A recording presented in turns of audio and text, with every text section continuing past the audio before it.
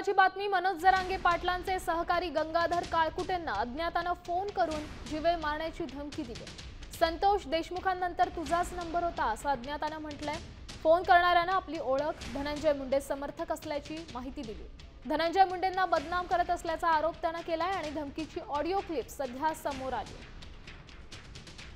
नेमकी काय audio clip आहे ऐकूयात। यारवाळी ठोकतो का नाही बघ। अरे मला मारचिन तू संतोष भाई सारखं तुला सुपारी दिली दिसती म्हणूनच म्हणले मी मलाच मारणार आहे। तुमचा प्लॅनच होता मला मारायचा। नंबर होता संतोष भाईचा, तुझा तर दुसरा नंबर होता मारायला। हो ना, माझा त्याच्यानंतर माझाच नंबर होता ना, तू म्हणला ना तुझाच नंबर होता, माझा नव्हता।